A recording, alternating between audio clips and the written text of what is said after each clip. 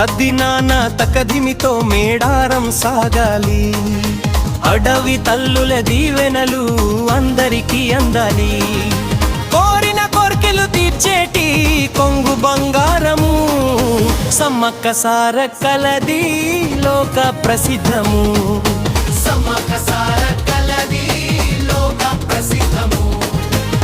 కరీంనగర్ జిల్లాలోన పొలవాసాడవిలోన పులి కూనల మధ్యన చిన్నది దొరికెను. కోయ దొరముని రాజుకు దైవముగా దొరికెను. సమ్మక్క నీ పేరు పెట్టి అల్లారుగా పెంచెను. సమ్మక్క నీ పేరు పెట్టి అల్లారుగా పెంచెను.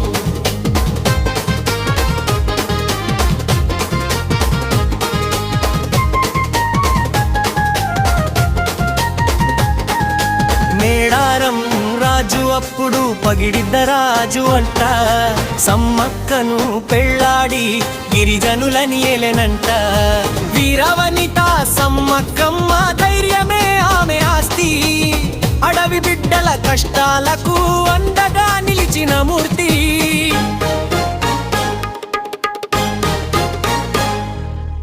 ముగ్గురు బిడ్డలు పుట్టిరి ఆ తల్లి కడుపున. సారలమ్మ నాగులమ్మ జంపన్నల రూపాన. సారలమ్మ అల్లుడెవరో గోవిందరాజు అంట. కన్నెపల్లి నివాసియా వీరవరు అంట. అల్లుడు గోవిందరాజు బిడ్డ సారలమ్మ. కొడుకు జంపన్న కోడలు సమ్మక్క నాగులమ్మ. సమ్మక్క నాగులమ్మ అంటే ఆ తల్లే పేరున కొడలిగా వచ్చి నిలిచేను ఆ ఇంట దీపమున.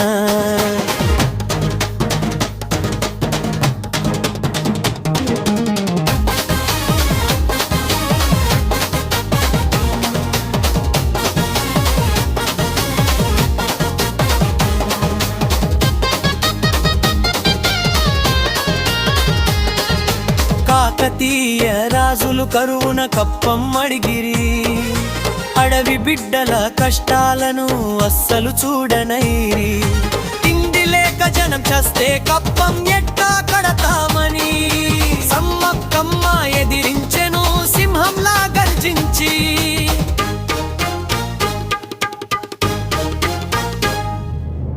కప్పం కట్టకుంటే గిరిజనుల మీద పగతోటి ఉప్పు బెల్లం నిషేధించి ఆపిరి సరుకుల దారి. అడవికి ఉప్పు రాకుండా అడ్డుకట్ట వేసిరి. గిరిజనుల ప్రాణాలతో ఆటలాడ చూసిరి. ధర్మాన్ని నిలబెట్ట సమ్మక్కమ్మ కదిలెను. కత్తిపట్టి కాకతీయ సేనలపై దుమికెను. పగిడిద రాజు అప్పుడు వీర మరణం పొందెను. మేడారం మట్టిలోన ఆ నెత్తురు పారెను.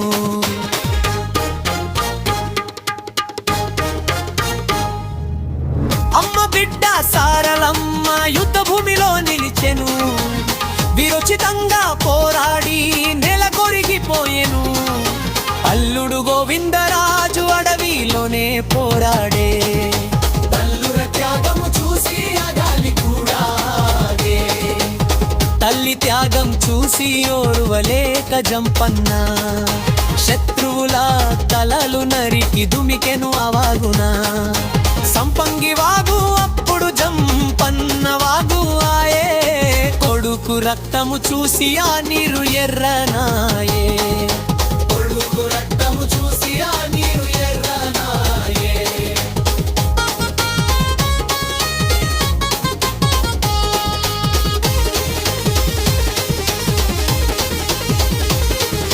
రెండేళ్లకు ఒకసారి మేడారం జాతర.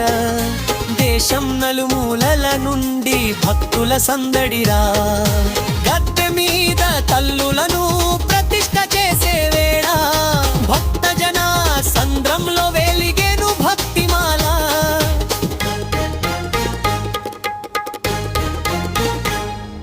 నిలువెత్తు బెల్లాన్ని బంగారమని మొక్కుతారు. జంపన్న వాగులో నా మునకలేసి వస్తారు.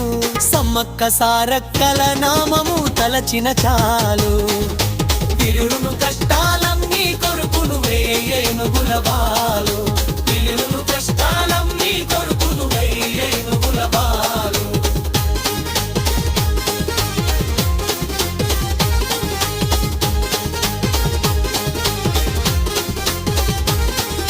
గిరిజన సంస్కృతికి మేడారం మణిహారం లోకమంతా మెచ్చేటి అతి పెద్ద వనయాగం మా తల్లుల దీవెనలు ఎల్లవేళలా ఉండాలి అడవి తల్లి సమ్మక్క పేరు